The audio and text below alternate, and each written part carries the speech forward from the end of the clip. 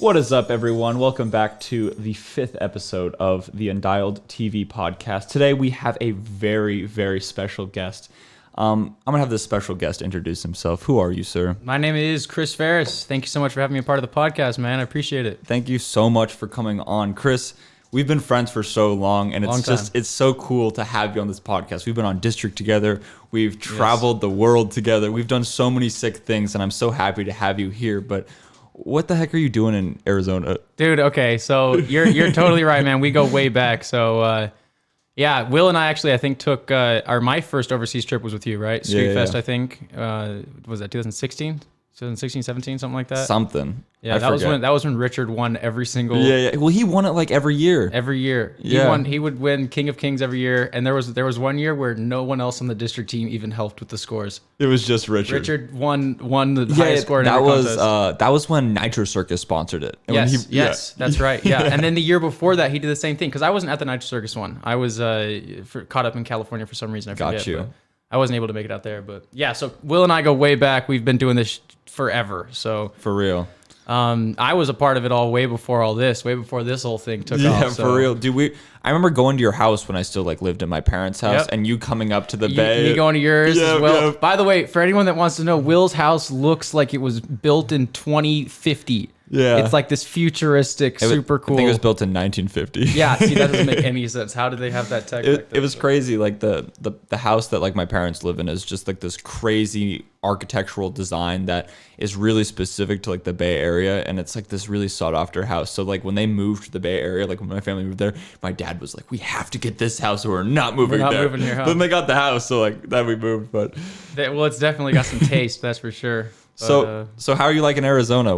Arizona's cool. I've thought about moving here a few times. It's a little hot. It is hot here. Portion of the year, you know, which I don't really mind, to be honest. Heat's actually pretty good, especially when you're when you're riding and you're training for a contest or something. It's actually good to be in hot weather. Oh yeah, because when you go to another place where it's nice, it's like you have an edge against other people because you're so much more mentally strong. Exactly, I feel that's what the heat does, is because I feel like regardless of who's riding, you get a little bit delusional. Yeah. And if you can work past that delusionalness, then for sure you'll have such a stronger and sharper mind going into any other setting. Oh yeah, it's sure. No, any prep work, for real. That's why some people will do those oxygen masks, that put it at a higher elevation so their lungs aren't able to have, or they're pushing their body at the same level, but their lungs aren't getting as much oxygen, so that when you do go out for real, and do it, your lungs are acclimated. Have you ever thought about moving to Colorado?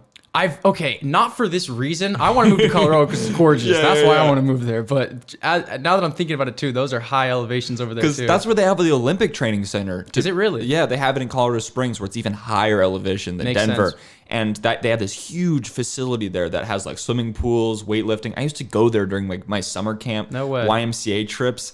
And we used to just walk around and tour it, but they train there for real. That sounds miserable, doesn't it? Training in that way. Oh, dude, I think my it's lungs would be 6,500 feet up or something ridiculous. Ridiculous. Those masks, I don't even think will get you to that high of an elevation, as far as what it looks to. And then you go to sea level and you just have the biggest lungs in the entire world. You're unstoppable. You go into the water, you're like, wait, am I aquatic? Am I Aquaman? For real. But yeah, dude, I like Arizona. I think it's cool.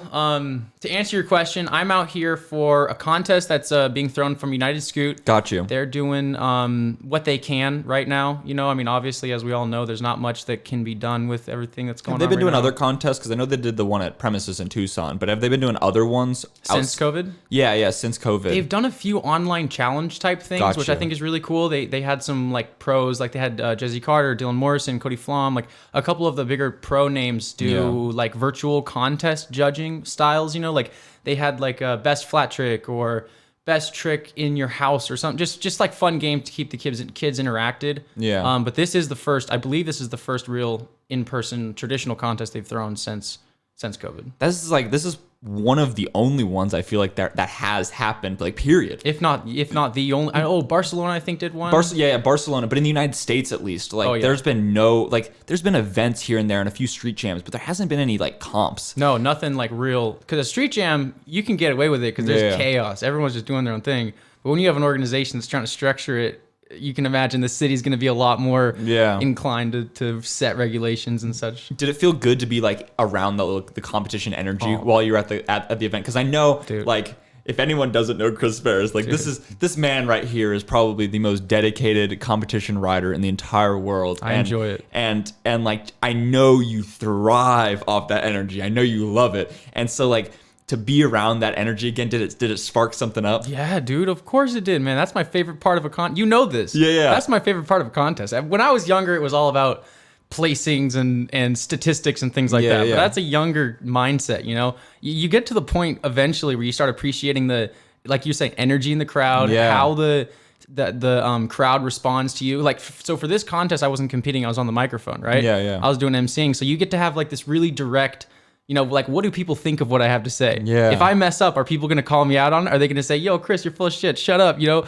stop talking about that trick. We don't want to hear about that, you know? Yeah. So it just kind of like, you get to get all these like personal approaches of to how I'm handling things, you know, and that's what I care about, and that's what a contest is. You get to have the opinion of this entire crowd. You know, you land your whole run. What happens? Everyone starts yelling, right? Yeah. You fall halfway through your run. You land on your face. What happens? Everyone starts clapping. Yeah. The two differences between is huge differences, you know, but the crowd's still there, and dude, to be back inside the mix of it felt amazing. It felt really good. Very reassuring. Dude, I can only imagine. Tell me more about this, the mindset. You talked about just a second ago how there was like an earlier mindset where it was more about numbers and stuff. And now you have this new mindset. Tell me about that mindset. I really want to hear about it because I feel like you think about that mindset a lot. And I know you do too. So I think we're going to be able to find some common ground here. I pretty much believe that to be, I think that what separates the two is time, man. You're a kid, and so what you're trying to do is you're trying to validate yourself. You're trying to you don't have a career, you don't have a job. You're still pushing to make a name for yourself in the sport, in our sport. So you're more trying to represent yourself. And so from a kid's perspective, they're thinking, I got to be first, or I got to do this video, or I got to do that, whatever that thing is that's going to get the crowd, or like, you know, the crowd, for instance, if you're doing online, it's a different crowd, but to get those people to notice you and to make you where you want to go, right? So my whole mindset when I was younger was win the contest.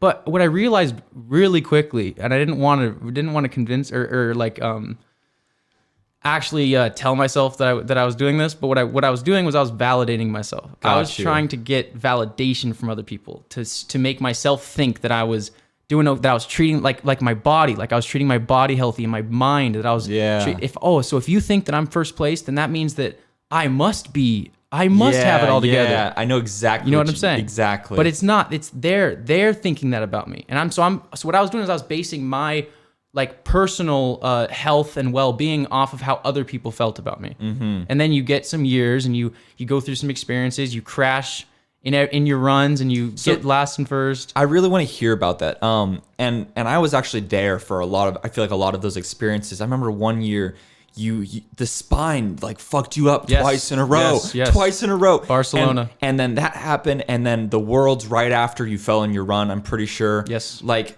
tell me, what did those do to you? Because I know those must have been like really like hard moments at the time. Like what did that do to your persona and your mental, and like how have you grown from that? Well, I think that's an amazing question. And you know the saying, 3 steps forward, 1 step back, right? Yeah. That's kind of what because that one knocked me back. That one knocked me back a few steps because I broke my shin on the spine. I fractured my shin.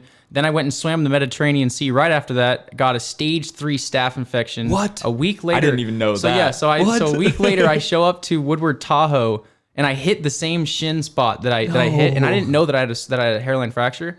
And it just starts swelling up. I don't know what happened, whether there was some chemical from the Mediterranean or from the lake at Tahoe. Yeah. Something got in there, and my leg just swelled up to a balloon. Had to go to the ER. Was there for 3 days, just getting pumped with steroids and antibiotics, and what they would use to fix this problem.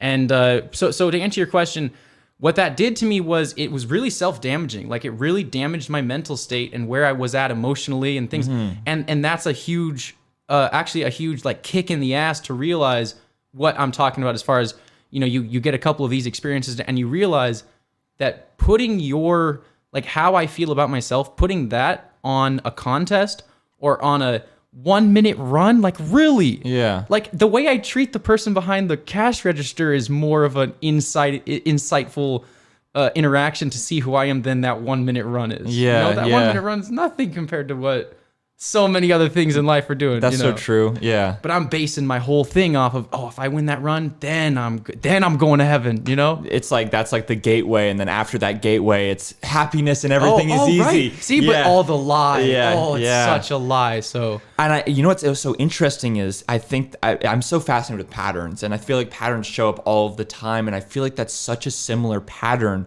that kids fall into with Instagram views. Oh, wow. The reason I say that is because if the kid thinks if I get 10,000 views on this video, then I'll be in that same thing, that same doorway that you thought you needed to go through. You know what I'm trying to say? Yes, sir. And it's that same game. Yep. And when you're not at the top of the numbers, because I play this game sometimes, like when I'm not at the top of the numbers compared to the other scooter riders or whoever, like I feel like they're experiencing some sort of pleasure or happiness that I won't be able to have unless my numbers are better than theirs. Okay, you know what I mean? I get you. Or equal, or because then you'll be good. Because then I'll be good. You'll be all right. Exactly, and it's so such a corruptive, like toxic, bad. For the, I'm sure. I was gonna ask. I'm sure when you were starting this whole thing, right? I'm sure you had a lot more of that. Probably, right? Because you were on the grind, you were trying to raise the numbers, you were trying to do what it took to make a brand that can now do this. Like, talk about real scooter content and talk about what can be done. What's the next phase? That's honestly interesting, because I feel like when we started this podcast, the whole podcast was kind of was based off of the Lit logo in a way. It follows the same pattern as the Lit logo, and I feel like it's a pattern that potentially me and Clayton kind of lost sight of a little bit. And it's, if anything, I feel like this podcast is the most undialed thing that possible. And let me just explain the relationship to the Lit logo and the podcasts. So when Clayton and I created the Lit logo, I was actually the one who drew it. And when I drew it as kind of a joke. But the whole reason that I drew the Lit logo and not just some logo that said Undialed, the reason I drew the Lit logo is because I wanted it to be a logo because I thought it was cool. I thought it was a statement. Mm-hmm. It was authentic, and then once I finished the logo, I realized like this is like a piece of Undialed, but also this is a statement. This isn't a brand logo per se. This is a statement, and this is a statement that if you like Undialed or not, or if you just have ever picked up a scooter, regardless, the first thing you think about when you see the Lit logo, if you scooter, you're probably Undialed. But if you don't scooter, it reminds you of the excitement that scootering could bring. Dude, I feel it when I look at it, for sure. And it's just like there's this excitement, or just like this level of energy that's inside of that logo. Yeah. And when we created the podcast, I felt like we needed to display that energy that's behind the Lit logo in some sort of way. And I feel like the most authentic way to do that is by posting scootering, which we do on the Undialed page, but also get really in-depth conversations and stories about what creates those scooter tricks. Yeah. You know what I mean? For sure. And I feel like there's this common phrase that gets tossed around a lot in scootering, and I think it's scooter industry versus scooter community. And I don't think we can ever get it twisted. With the scooter community made the scooter industry. And the scooter industry is the collection of brands. The scooter community is the collection of people. Yeah, okay. You know what I mean? No, yeah, definitely. And I really want to put focus on the collection of people. You know what I mean? Yeah, and I feel absolutely. I feel like when the people get put on, and when the people really start voicing their opinions, and we start working together and start building this community up, we can really start to legitimize this entire thing. So I don't know. That was a really long explanation. No, I'm with you all the way. Thank you, honestly, for taking that time to say that. But that was the whole idea of these podcasts. So basically, it's I just want riders to unleash get back to the source, right? You know what I'm trying to say? Like really find out why they love scootering, and from there, how can we build this amazing community? Because this shit's so young, dude. This is so young. Scootering is so young, and we have we are literally playing with Play-Doh right now. And how we mold this Play-Doh, that's how it's going to be. So we might as well all group together. We might as well have a place that everyone can listen to like other people's opinions, and we can all kind of form one straight path, because that's a problem in scootering. And that's a problem in scootering is because we aren't all trying. I think we all have the same end goal. I think everyone in scootering genuinely wants scootering to be amazing in the public eye and like be this great thing. But we're all going different ways of trying to get there. And if we could all just band together and go there like as a unit,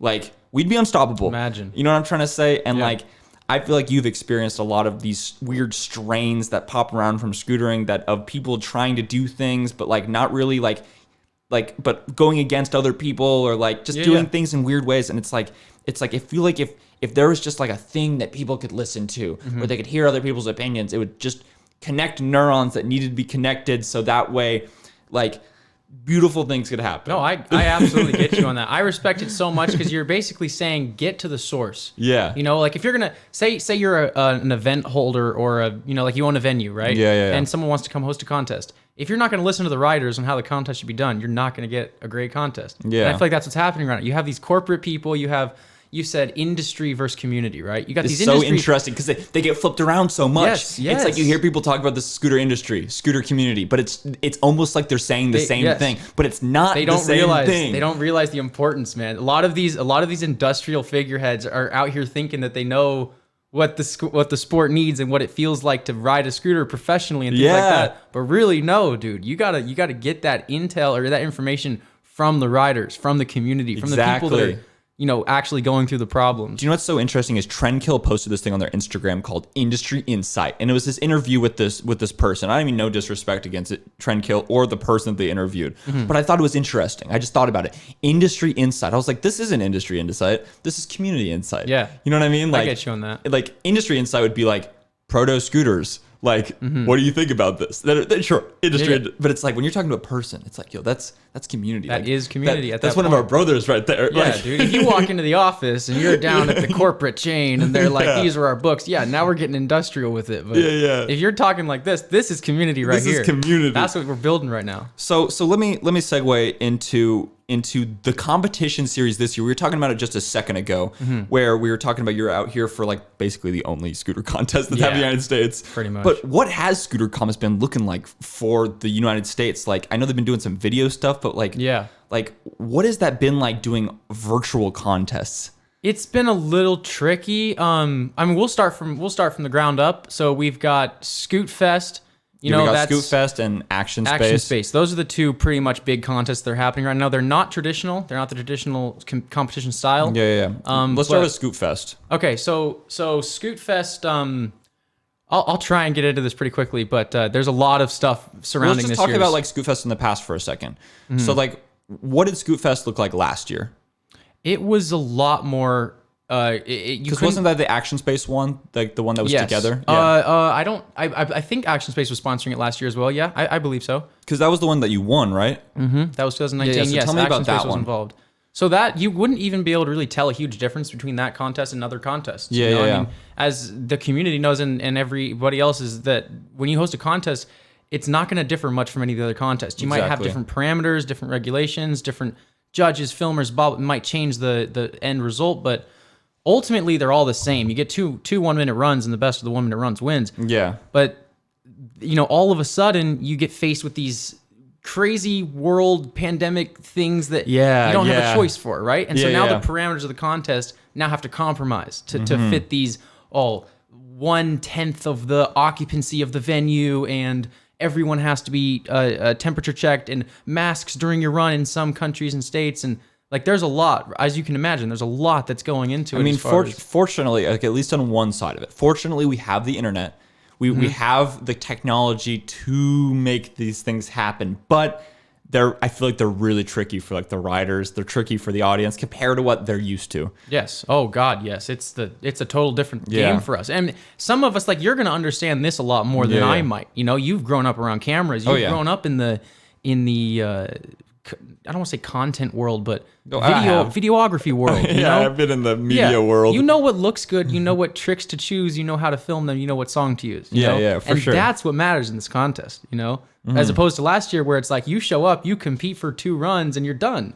You know, it's not this 2-week everyday thing. It's not like, it's so funny. It's like when there's video contests, specifically Scootfest. Let's just talk about, so like the format that they had this year, what was the format? Here, explain. Yeah, so that's probably a good place to start. The way the format changed from last year, like I said, last year's a traditional contest, 2 1-minute runs. You show up in UK. We competed at Rush. It was basic. It was simple. There were 3 contests. You had King of Bull, King of Park, King of Street. Whatever team hit the highest points in all 3 would win the World Cup title. Got you. So 2020 comes along, and now we've got the disease. Now we've got these parameters that we have to live by. And so what Scootfest does is they change the contest to a virtual contest. It's all videoized. Yeah. Each country, they actually have a lot more teams this year because last year there were I don't know, 5 or 3 teams last year. Was it just UK, Aussie? Yeah, because Europe was its an own team. Yeah, but this year they split Europe into different countries. So it was more like, I feel like all the years in the past was just Europe. Well, and then also it's important to remember that they didn't start doing country versus country till a little bit later. You know, they didn't do team captains or anything like that till 2019 or sorry, 18. 18 was the first year. Yeah. That was the first year where countries got put in. 19 was. 19 was the first year. Yeah, because this will be my second time being captain, and last year was the first. So pretty much what you have is you have a lot more groups. You know, you don't have just 3 there was like countries. 10 countries, wasn't there? Yes, 10 countries. Each country has 10 riders. So and then you have to judge it so much differently. So not only do you have 5 times the content, but you have this brand new structure that you've never done before, and we're just gonna, thankfully they got the best judges they could. Yeah. Thankfully they got, and I think that they found the right placements. But yeah, so the structure of the contest, real simple. It's 10 videos from each country. Those 10 videos, they'll find 5 of the top videos, like 1 for street, 2 for street, 2 for park, and then 1 of the women's videos. Yeah. And of those 5, they take those scores, put them together, and then they find a World Cup champion. Got you. As well as all of those riders competing individually for King of Park, King of Street, and Queen of Park and Street. Got you. So that's kind of like the structure of the contest this year and how it differed from last year. So you were the team captain of the United States. Yes. And you had a job where you had to pick your team of riders. So and I want to say this too. They gave me this 5 or let's see here, maybe 1 week before the due date. I heard my first. So you had to pick your team, announce your team, and finish the video within a week. Well, submit my list. I had to submit because it's a long process. You don't just go and go, oh, Derek Marr's great. Let's put Derek Marr on. You gotta call him and be like, yo, how you feeling? What's going on? Are you in town? Are you down to do this? Are you up for this? Like, there's so many different things. Because it's not just like a little task. It's not just like, oh yeah, just go do this real quick. It's gonna take you a minute. No, it's gonna take you a day to 2 days to 3 days of dedication. 2 weeks. Yeah. 2 weeks of hardcore dedication. Okay, you had 2 weeks to film. 2 weeks to film. Right. That was the date. And so yeah, there's a lot that goes into it to pick the team, right? And so I want like a month to do this. That's my ideal situation, because then I can go look at edits from people and I can see what because last year was a lot different. Last year I could be like, oh, Brandon Jones is a great example. Brandon Jones is an absolutely amazing contest rider, right? Yeah. And he's going to do a great job in the videos as well.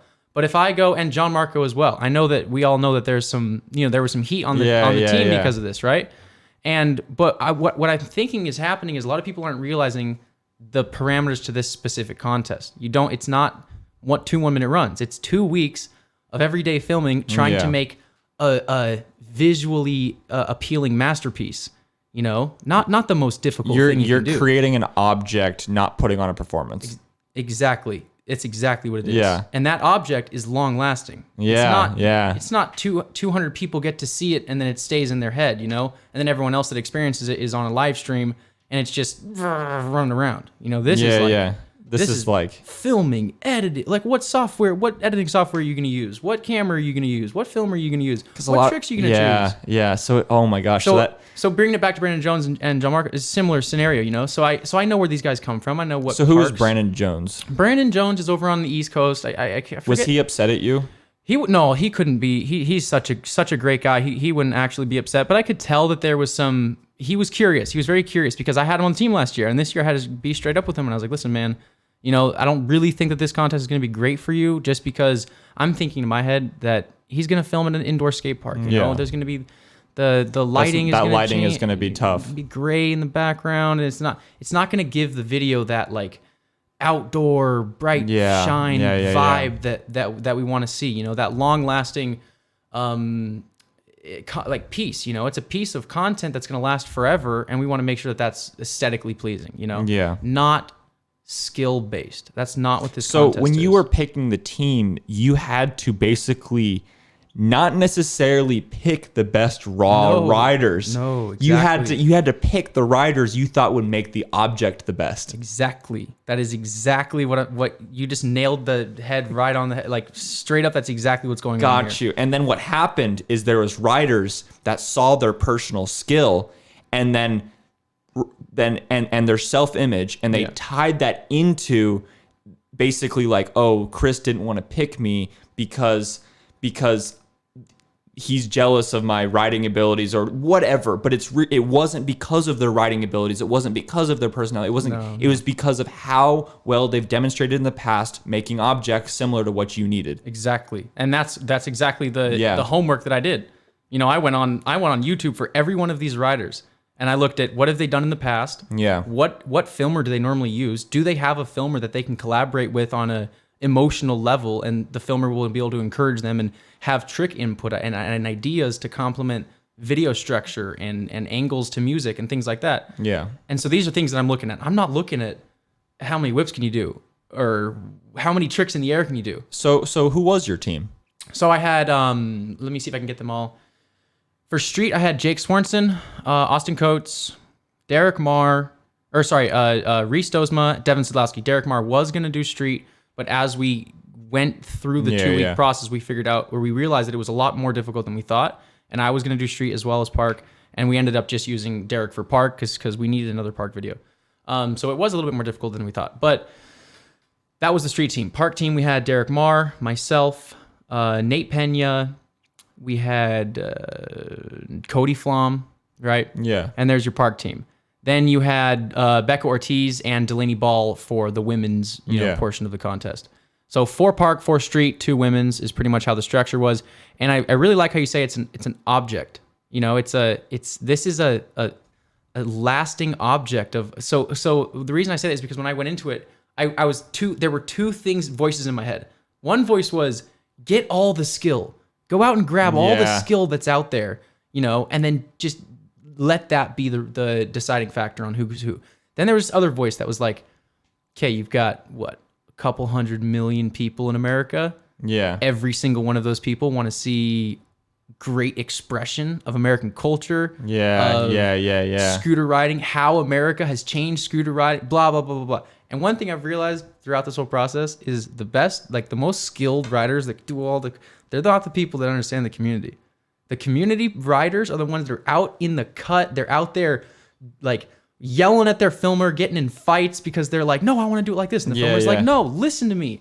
Do it like this because that's going to make the video complement the song, complement the whole project. Yeah. You know, the skill riders thinking... The skill riders are thinking very small. Like this, exactly. And you have to on those tricks. Yes. That's the catch. That's the catch like 22 to this. Is like the whole mindset is like, and this is so interesting. Okay. Sorry to break away for a second. No, please. My favorite thing to do is to watch how somebody scooters. Because if you watch how they scooter, you can understand how they think about everything in their life. I agree with that. And if you watch like the people who whip really fast and like do the tricks like really, really quick, it's like they run through things in their mind fast. Very quickly, yes. And then it's like if you see somebody who's a little bit more slow and steezy with their riding, they're a little bit slower and steezier with their thoughts. And what I mean by that is like they think things through a little bit more. They take that extra little second, you know what I mean? Yes, sir. And And it's fascinating to me because it's like, it makes perfect sense. It's like the reason that they're so good at what they do is because they have that mindset and they're able to whip their scooter, but that mindset prohibits them from seeing the bigger picture. Yes. Because if they were able to see the bigger picture, they weren't able to do those little. Oh, dude, it's what it comes down to is a lack of empathy. Yeah. You know, they can't imagine what it would be like for all these thousands of people watching them. You know, it's more so, what am I doing? You know, that's the champion's mindset. How to become a champion. It's very it's all about you. It's all about what's a list of things that I can do to increase my chances of winning. Yeah. You know, that's a champion's mindset. Everything that I can do to increase my chances of winning, I'm gonna do that, right? So let me ask you, because I feel like you have a real winner's mindset. And what I mean by that is like you go into competitions and you aren't looking at 5th place, 6th place. When you go into a contest, you're gonna be, I would say, disappointed if you don't win. And not like a pouty disappointment, not like you're gonna throw a fit or nothing. I've been there before too, man. I've been there before. But like you're not gonna feel 100% stoked about yourself. No. And that's why I say it's a bad mindset. So what do you think about? Because I hear this common phrase. I see this post around on social media. Sometimes it's like winners think about winning, losers are like scared to win or something like that. It's basically like what do you think about going into these comps? What do you think about like when you're going into like what's your mindset? Are you like, I'm so fascinated, like I'm so curious. Well, like dude, if I'm gonna be honest, I don't see anything other than first. You know, and what I say, it kind of comes back to what we were talking about before with me realizing that might be a bit of a toxic mindset, you know, because what I realized is I was trying to validate myself through other people's opinions of me. And I thought as long as I'm number one, everyone else is thinking of me as number one, therefore I am. Therefore I am the best that I could be, you know, which is totally not true. You know, that you can't base your moral code off of a contest, right? Yeah. So you kind of have like these dilemmas of is my thought process going to affect my standings? Because if it is, I'm going to change my thought process. Because the only thing I want is first, right? Yeah. But then you take this other rider. You take the Tristan Andermans of the world or the Angus Hugheses, you know, the riders that aren't there to do whatever it takes and, you know, burn as many bridges as they can to win, you know, but instead they're out there making relationships. They're out there talking to company owners. And no matter what placing they come out on, they're always posting, thank you so much to Action Space. I got this, whether it be 5th, 6th, 7th, 10th, 40th, whatever, they're still excited because they're in it for the right reasons. They're not there to win. It's not about them. That's what it is. It's not about them. It's about more. It's a bigger idea than them. And so bring it back to Scootfest, right? But would you say that you have that mindset though? Because I feel like I'm working on it. Because I feel like when I see you at competitions, like I think I know you well enough. Like you're not really trying to talk to anyone. No, you're trying to. You're headphoned up. Exactly. Like you have a hooded sweatshirt on. You have the hood on. You have a beanie on. You're just in your little zone. Like yeah, dude. And it feels great. It makes me feel like I'm like some G.I. Joe or something. You know? But it's all about me. It's not about the scooter community. Yeah. So this is something that I'm realizing within the past year, maybe 2 years, of what is a proper mindset to have in scootering. Is it good to only think about myself and to only be like, well, if I can't go compete at that contest, it must be because that person, you know, didn't choose me because they hate me, you know? Yeah. Because now everything's about me, right? Well, it's like, well, there's like 500 other reasons that it could be. So let's look at these reasons before we come up with like our own ideas of what's going on. I've noticed this in myself, man. I show up to a contest. I shit on people. I'm an asshole sometimes, and I hate it. Like, I got busted last year at Scootfest for yelling at some kid because I've got like 2 minutes to get my run down. I'm not thinking about everyone else's feelings, you know. And I'm like, yo, get out of the way, or whatever. Might have cussed at him or something like that. And of course, it's not a good thing to do, and I feel bad about it, and it's like not good, you know. But at the same time, in my head, I'm not thinking about this kid. Yeah, I'm thinking about myself. So that's the mindset that like we're trying to, or I'm trying to like fix right now, which is make it about the industry. Don't make it about myself. Community. Sorry, make it about community. Make it about the community. So that's why, to tie it up, that's why Scootfest was so hard this year, because I had a lot of people coming out to me making it about themselves. And I'm just gonna say it straight up. John Marco came to me on a full-on public scale, you know, publishing a full. So let's specifically talk about that, because we've kind of beaten around the bush a little bit. John Marco called you out for not choosing you on the team, and I felt like I just want to hear it from your end, because you made a little IGTV video. I'm gonna get into this as quick as I can. And get out. And get out. Get the hell out of there. So I want to hear the extended version of that Instagram video. No worries, dude. Okay, so that video, I was bummed, bro. Yeah. That was not fun to deal with. As much of a happy face I had in that video, man, it was not fun to be ragged on from all these people. No. That was probably filmed 40 of those. I'm not gonna lie, probably 40 of them, because I care, man. Yeah. I don't want people out here talking shit on me. That's why I asked, is like, if this was just some like easy thought out thing, then you would be able to do it first tee. Exactly. But if it was something you're just like, God. Or even I was thinking also like hop on a live stream. You know, like would he be down to do a live stream with me, and then we could talk face to face how it should be done, right? Yeah. But the way it all started is I woke up, right, and I had chosen the team. I'd already chose the team, submitted the list. List was posted. Upon publication of the list, I wake up to John Marco's post, you know, which is... Or kids tagging you in it. Kids, that's exactly what it was. Because it had already... Shit. And it comes back to this... Okay, so you watched Joe Rogan ever? Oh, yeah. Dude, Joe Rogan did a podcast with this guy who made The Social Dilemma. He did a podcast with that guy. And that guy talks about the algorithm of social media platforms and how they don't care. They don't give two shits about whether or not the material is healthy or unhealthy for human. No, they don't care. All they want is engagement. You for the longest engagement. Yeah. So I saw that firsthand in this whole thing, because you get John Marco, who's like, he's just a kid, man. That's why I stayed super far out of it. Is I don't want to come in here. I'm 22. I've been in this forever. I'm not going to come out here and be like, let's sit down and have a. How do you feel? You know, it's like, dude, you just came out here and yelled at everybody for a second. And now it's like running through your house, you know, a kid running through his house, knocking stuff over, and now we got to come up and pick up behind him.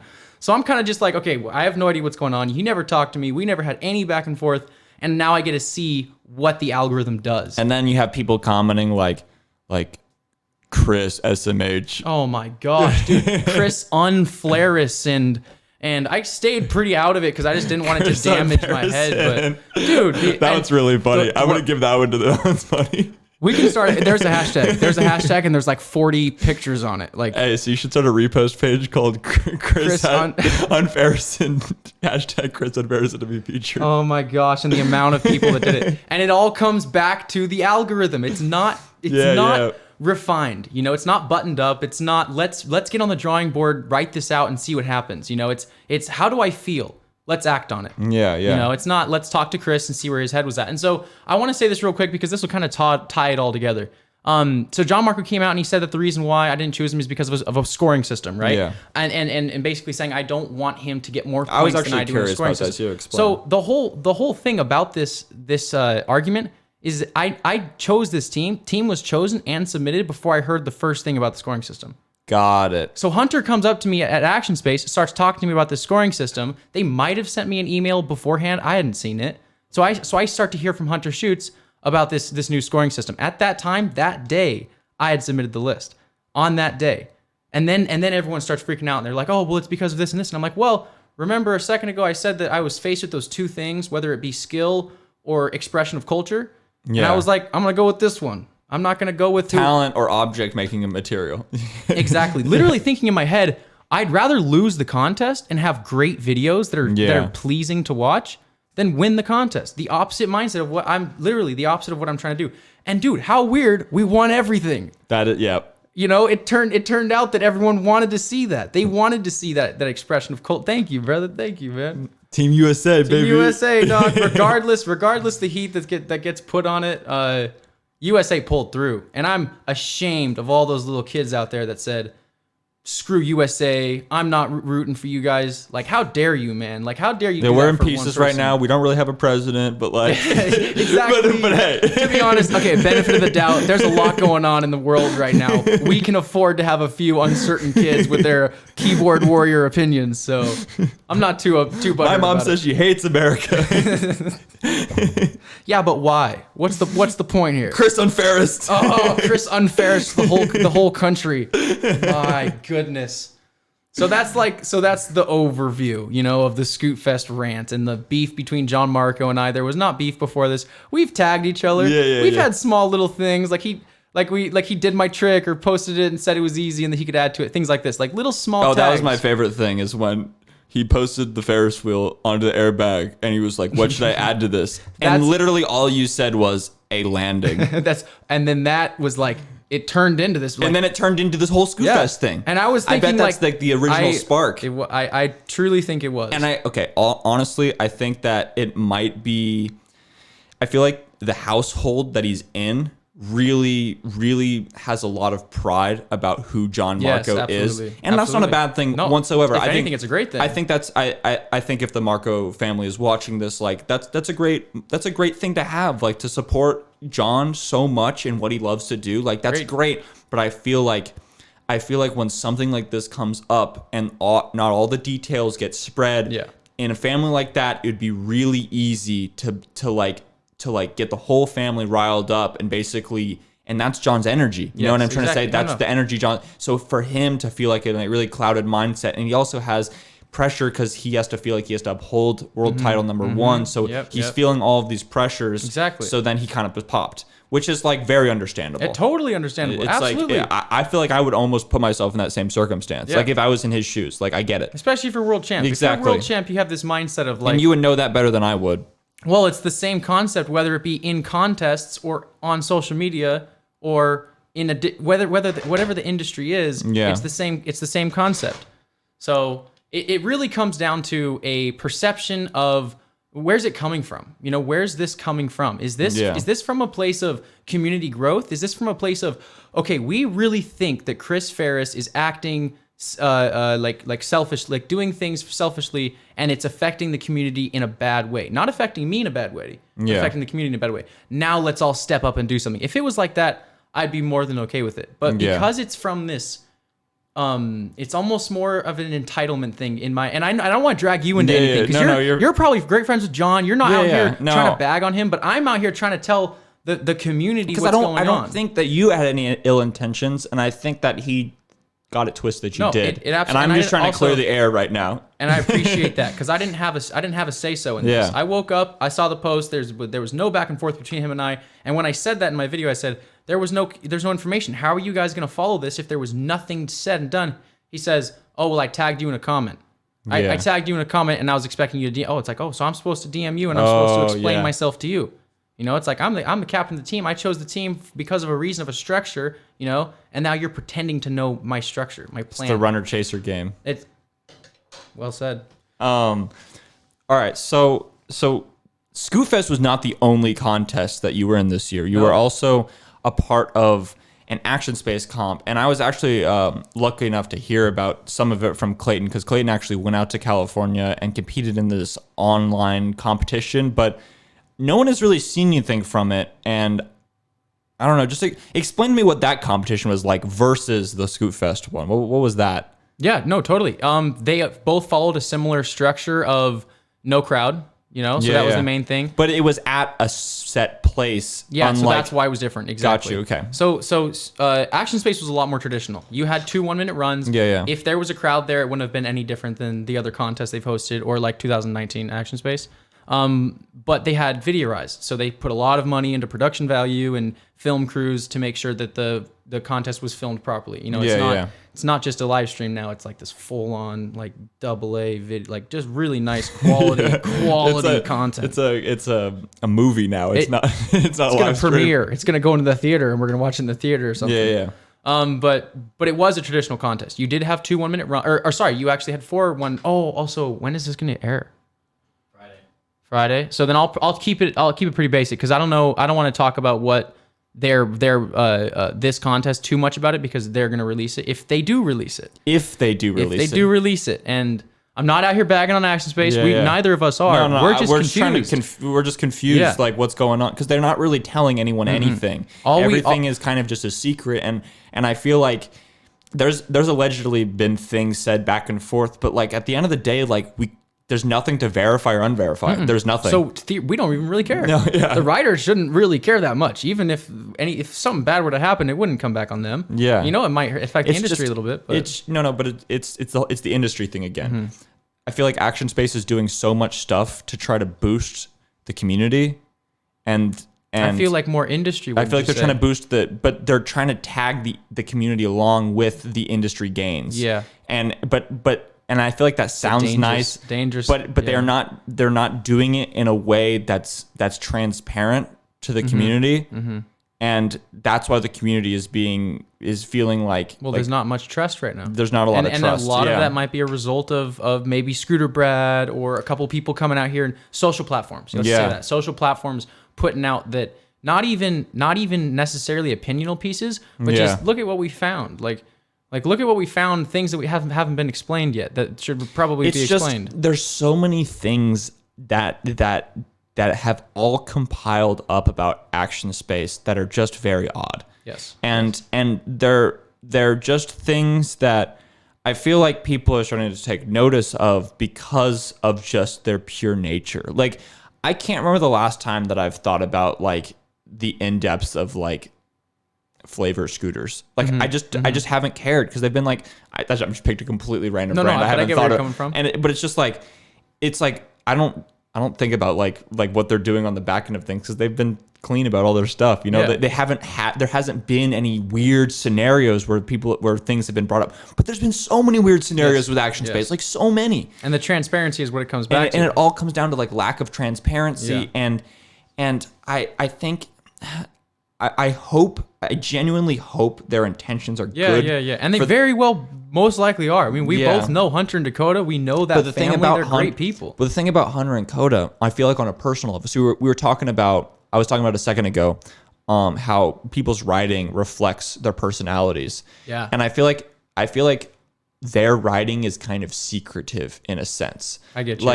Like even when they are at a contest, they always feel like they have something to say, but they're not saying it or something like that. Like they're very just almost like passive. They're very passive. And I feel like maybe that's the way they're trying to run the company. But I feel like scooter community demands transparency. Yes. Oh, dude. Because it's a passion-based thing.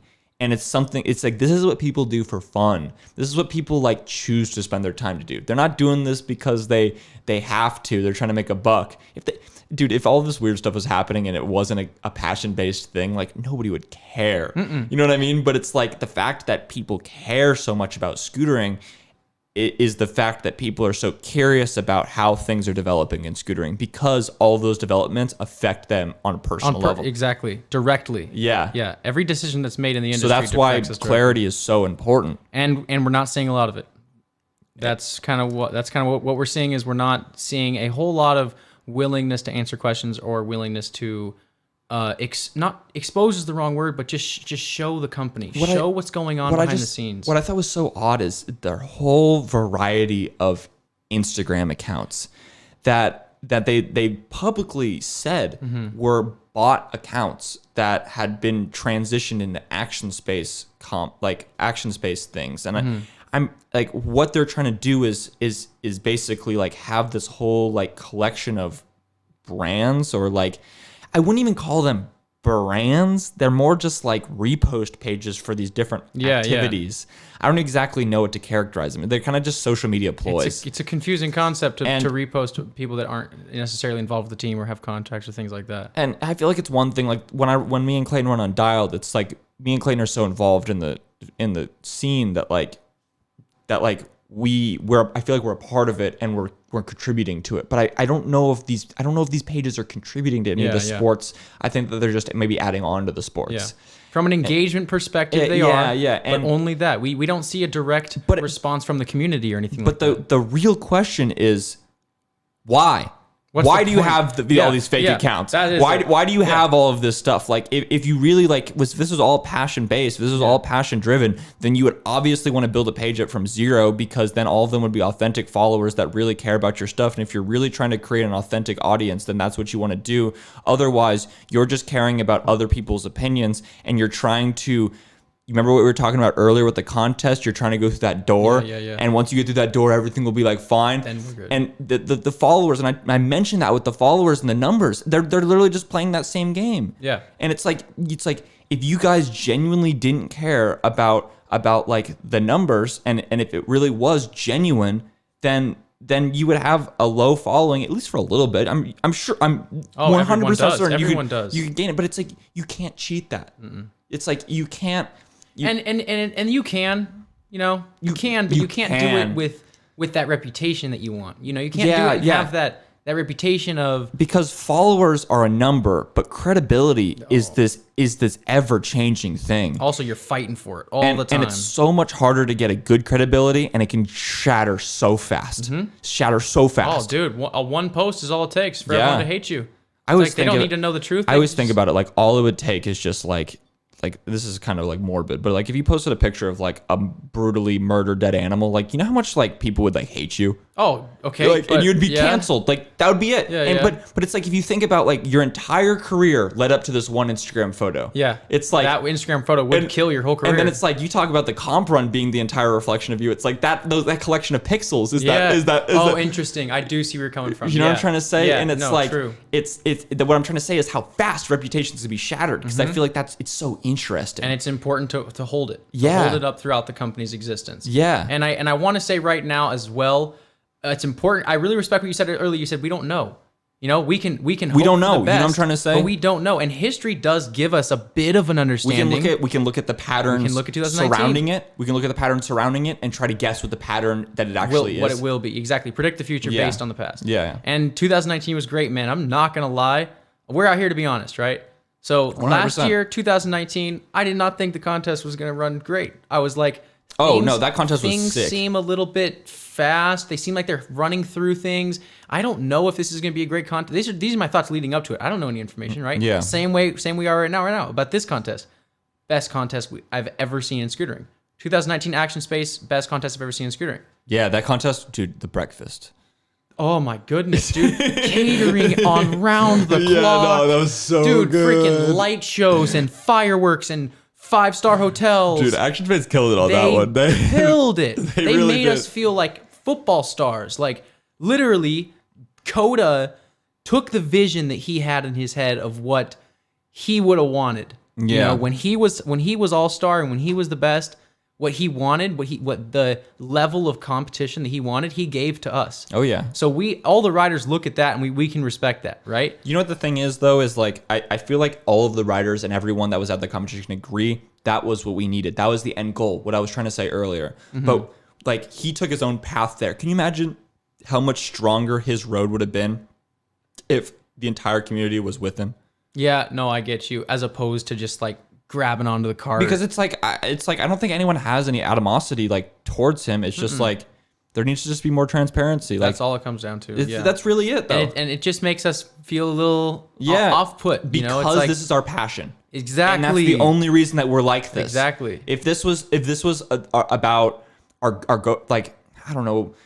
If it was like a relationship or something, I mean, I feel like we care. If this was our work, if this was, imagine working a job that you hate. Fortunately, we have the best jobs in the world. Exactly. But like, imagine if you worked a job that you hated, and like I don't care. You know what I'm trying to say? Like, I just want to go home. But like, when you're home, this is your passion. You know what I'm trying to say? It's like exactly. That's why we care so much. That's why we're out here asking these questions. Yeah. Because we feel a little bit like we just don't know. We just don't know what's going on. We don't. Well, so Action Space went fine. The contest that I competed, the 2021 went fine. Yeah. There was some hiccups, of course, just like every contest has, but it went fine. And we have new information that I won't get into. The whole community has new information, and we're going to wait to see a couple more days at least to see how that pans out. But we'll see if we even see a 2020 Action Space. Well, I hope. I hope so so I'm trying too. to say, like, I genuinely really hope. And I just hope that, like, the whole community and industry can all work together to make it great. Come together. Exactly. Let's all come together. I'm the first to say it. I've had that mindset. It's all about me, right? I feel like what it really needs to happen first is park and street need to stop being labeled as two separate things. And we need to come together within our industry with labels. And we need to come together in an industry on a lot of things before those major steps will happen. Yeah. I feel like we could go on and on and on talking about all that. Day long. All day long. And that's just the two main ones. You've got flat, you've got tech, you've got all the other things, right? Yeah, but is there anything else that you wanna add from Scootfest or Action Space or? I don't think so. I think we touched everything that we needed to. I do feel a need to, I don't know if apologize is the right word, but show consideration to the Park East Coast riders, because I did choose Californian riders, and that was based off of the contest. I want bright sun in the background. I want palm trees. I want aesthetically pleasing content, you know? And if it all kind of matched each other too. Match each other. Also, same filmer, you know? I had John Hamrick film quite a few of those edits, and he was able to link them all up, you know? But after that, I realized, because you don't learn these things without doing mistakes on them, right? Yeah. I realize now that maybe it would have been better to not think so much of what's going to get me the best result. Maybe it would have just been better to be like, okay, regardless, like, let's not do what's best. Let's not try and win. Let's not try and do what I think is the best thing. Let's just make it fair. Let's just do geographical fairness across the whole board and see whatever happens, just so everyone doesn't get mad at me. No, yeah. You know? So I don't know if it was right or wrong or what really, but I do feel that an importance to address the East Coast guys, because if I was one of those, if I was on that side, New Jersey has pumped out some fucking crazy scooter riders, dog. mint riders, dude. Dylan Morrison, John Marco, Justin Phillips. Dude, they're insane riders, dog, man. like They're absolutely insane. But when you start getting into that trust, you know, yeah. you can't, the reliability and connectability or connection just isn't there. When you start throwing invitations overseas, or not overseas, but over the country, it's like, what camera are you using? You know, what lens, is the lens good? Does the lens match the camera? Do you have a filmer that knows what he's doing? Do you have a song that's not going to get copyrighted? All those things are what matter, not how many whips can you do. Yeah. So that's kind of the reasoning as to why I kept it with mainly people that I know personally, people that I can have input on the videos, watch the general structure, you know, from beginning to end. So that's kind of like the last thing I want to touch on Scootfest, because those East Coast boys are insane, and I want them to know that. Action Space, last thing I want to say is we don't know. You know, Action Space could be out here doing the best things for the sport. They really could. We just gotta play the fourth dimension, play time, play the fourth, and then stay together, like you said. You know, because if they do tank, or if they do all of a sudden come out with something else, you know, some other reason, some other agenda, then as long as we stay together, it's not going to affect us. Facts. But if we split apart and half of us go, well, we want to, half of us go over here, and we split apart, then we're not going to have a community anymore. Facts. Then the community will separate. So that's the last thing I have to say about that. All right, Chris, I got one final question for you. Give it to me. How many whips can you do? How many whips can I do, or how many whips have I done? Both. Okay. I'm talking oh like, my gosh, like dude. you pick one box jump. Okay, Woodward West. Say Woodward West box, right? I could do 5 whips first try. You know, I could do that. Okay. 6 whips would take me three tries. Anything above that might take me 5 to 10 tries. What's the most you've ever done? I've only ever done 6. I No? think 6 You haven't is done 7? No, I don't think I've done 7. I think 6 is the highest amount of whips I've ever done. And I did it over like a concrete, tiny little like hip thing where you like, you know when you don't have enough time to land, but you're just trying to get as much height. So you bend your knees all the way up to try and get as much little extra space as possible. Wait a second, that's how you do it? No, of course not. Of course not. You got a lot more to bend. You could actually get a lot higher than the rest of us. Yo, Will, you jumped 5 feet. No, I just sucked up. You're like, my muscles just compressed up. So, oh man. Okay, well, how many whips can you do, boss? Dude, I've done 4 altogether. Most I've ever done is 4. I did it fly out at my local. Yes. Same day I learned triple bar spins, and I've never done 4s after that. You never did another 4th, right? No, I've gotten triple whips and triple heels though. Okay. And my next one that I want to get is quad heel. Quad heel. And after I get quad heel, you'll probably never do it again. I think I might want to do 5 one time. Why not? Quint heel? No, quint whip. Quint whip. Yeah. I was going to say. You know, next time we're at some resi. Yep. And you know, you and I are there. Yep. I'll try 5 whips. I'll try it with you. To be honest, that sounds scary. Right now, that sounds scary. It does, dude. Gosh. Maybe we're plateauing, man. Maybe we're hitting like a plateau or something when 5 whips sounds scary. There's kids watching this right now like, I can do 8 at my local.